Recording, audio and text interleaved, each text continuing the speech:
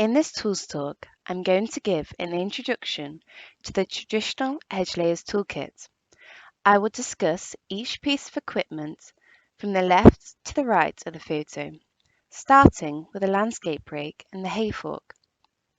The landscape rake and the hay fork are important tools used from the start of the hedge laying activity to keep the working area clear of cut material in order to limit hazards such as tripping over vegetation or being scratched by thorns, e.g. hawthorn and blackthorn. When not in use, these tools should be placed flat on the floor, prongs down, to avoid accidents. Moving on, in this photo there are 3 axes, 2 felling axes of different sizes and a small, lightweight hatchet. When creating a cut, for instance when pleaching, factors that determine the type of tool to be used include the species of tree being cut, the thickness of the stem or branch, if you are cutting with or against the grain, and also, to some degree, personal preference. For instance, the largest axe, the Old English felling axe, comes into use for correspondingly large tree trunks. Trees this size are infrequently found in a hedgerow which is to be laid.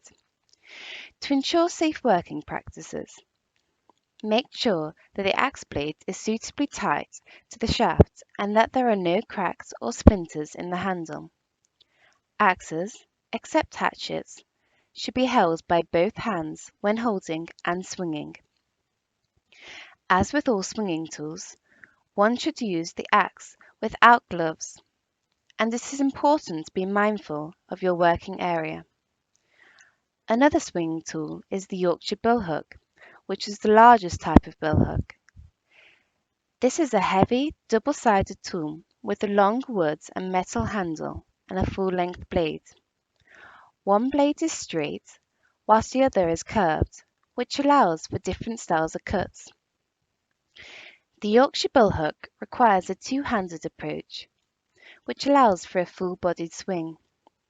This means it can be one of the most powerful tools in the toolkit, cutting through thick, older wood. Another billhook which is used to splice tree stems is the Southern Counties billhook. It is a simple, single-billed blade which can be used with one hand, ideal for lightweight, general-purpose trimming and splitting. The variable Staffordshire billhook is a similar size to the Southern Counties, but has 2 blades, one straight and one billed, allowing for different techniques to be employed. The naming of billhooks is representative of the different styles of hedge laying across the different regional areas of the country. Similar safety checks can be conducted with these tools as with axes. One can also check for other signs of wear and tear, such as rust. In conservation habitat management, the pruning saw and the bow saw are versatile tools which can be applied in many settings. They are both one-handed tools, and so a glove can be worn on the non-tool holding hand. After the stem has been cut and flexed, the remaining stump needs to be removed at an angle, which allows rainwater to flow off to prevent rotting. This can be done by either the pruning saw for smaller stumps or the bow saw for larger. It is necessary to assess the tools for rusting, broken teeth, or insecure handles. Loppers are also a mainstay in the habitat management toolkit. The rule of thumb for loppers is that they can cut through woody materials smaller than the circumference of the average thumb. In hedge laying, loppers are used to cut away overhanging branches and bramble to remove excess matter, limit the risk of injury to the hedge layer, and create a clear field of vision. They should be held low down the handle to increase leverage when cutting. Loppers' jaws and hinges and handles should not be rusted, loose, or with any broken parts. On the right side of the photo is the slasher, which is a long trimming hook operated with both hands. It is used to clear out the undergrowth of vegetation, such as brambles, needed to expose the bottom of the hedge before starting to cut and lay it.